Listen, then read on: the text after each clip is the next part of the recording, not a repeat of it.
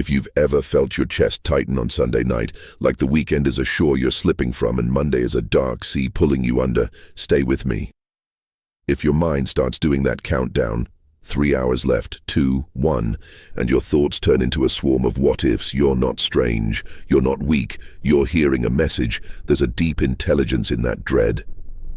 And tonight, we're going to let Carl Jung translate it. Think about that moment. The quiet of the house. The email ghosts you haven't opened.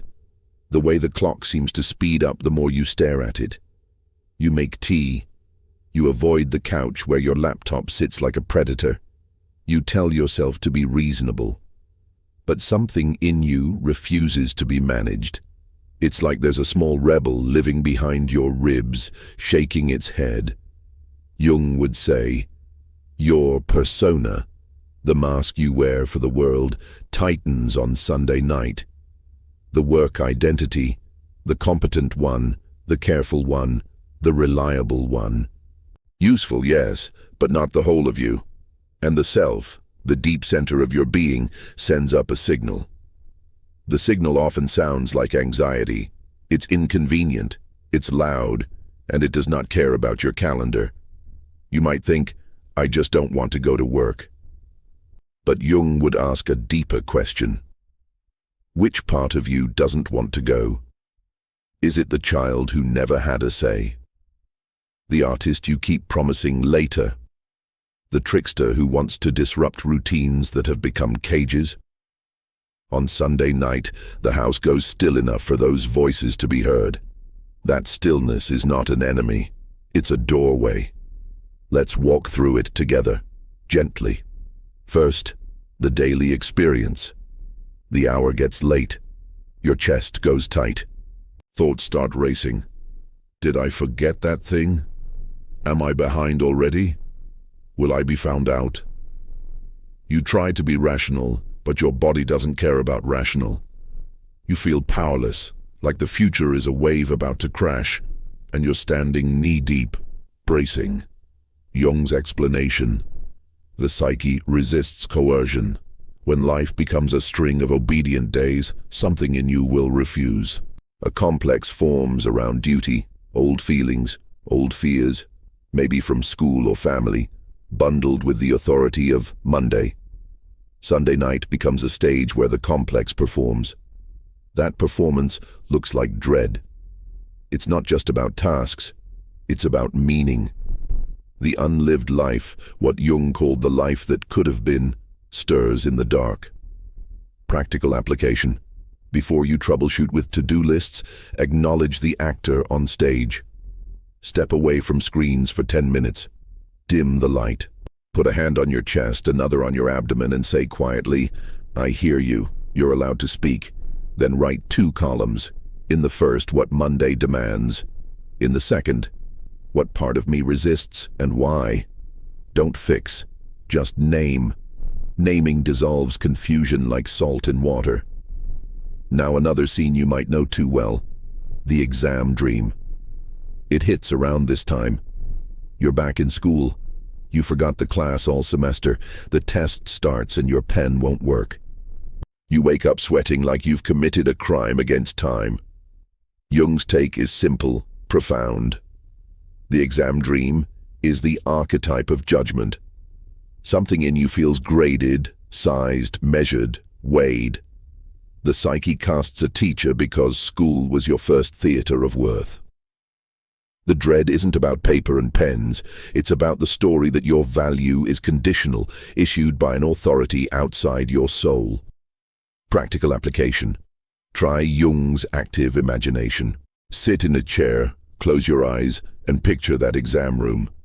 Invite the teacher to sit across from you. Ask, what exactly am I being tested on? Then let the answer come without force. Maybe it says, obedience, perfection, silence. Now say, calmly, I accept learning, not punishment. I'll study, but I won't worship fear. In your journal, write the new contract. I can be diligent without sacrificing my dignity. Tape it inside a notebook or on your desk where Monday will see it. Let's look at the persona next. The Sunday mask is often the good worker, efficient, polite, tireless.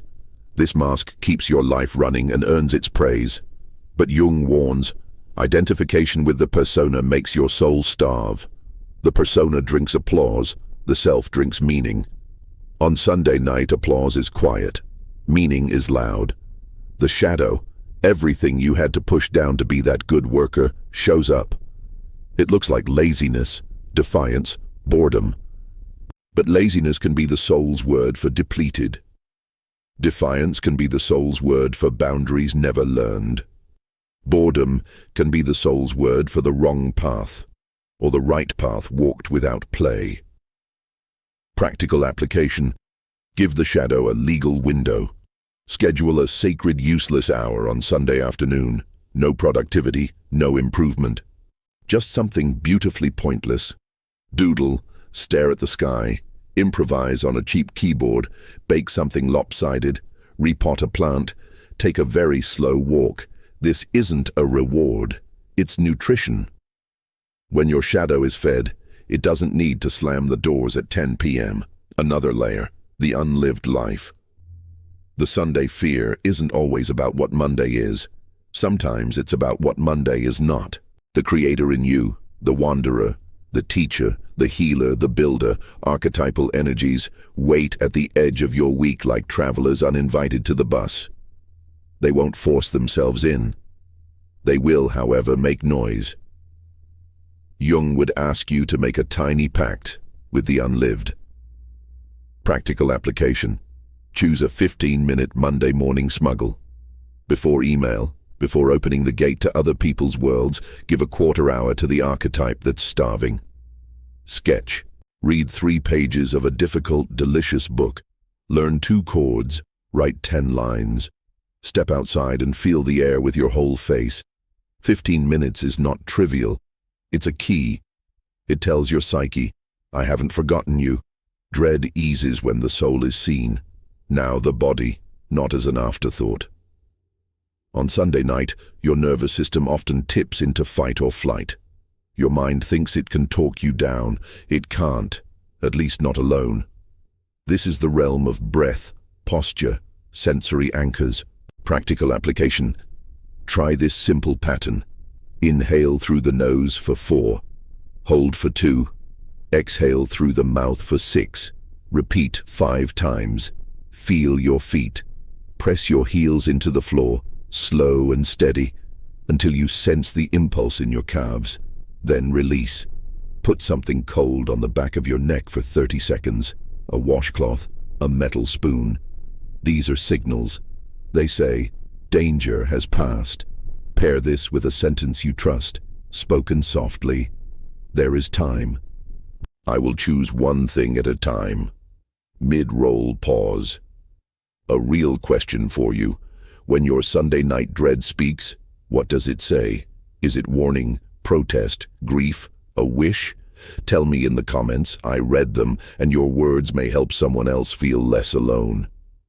And if this kind of gentle Jungian decoding helps, consider subscribing so we can keep making space for the self in a noisy world. Back to the stage. Another actor arrives, other people. The boss who never replies till you make a mistake. The colleague who schedules 7 a.m. meetings because that's when I'm energized. Families who equate you with availability. Jung would suggest you check for projection. Sometimes we hand our shadow to other people and then fear their power. Is the boss truly monstrous, or carrying your fear of saying no? Is the colleague cruel, or simply unboundaried because you've never been boundaried with them? Practical application. Write a letter you'll never send to the person who represents your dread. Be unfair, be dramatic, get it out. Then, write a second note in 3 sentences. 1 boundary I will test this week, 1 conversation I will request, 1 sentence I will use. Example, I'm happy to help, and next time my earliest is 10 a.m. Truth sounds calm when you believe it. Let's talk about the trickster, the archetype Jung loved and feared for its chaos and creativity. Sunday dread often signals a week starved of trickster energy. Everything is linear. Everything has a correct face. But the psyche thrives on play. Not as a reward, not as a hack, but as an element of soul hygiene. Practical application: plant a tiny mischief in Monday. Wear the ridiculous socks under the serious shoes.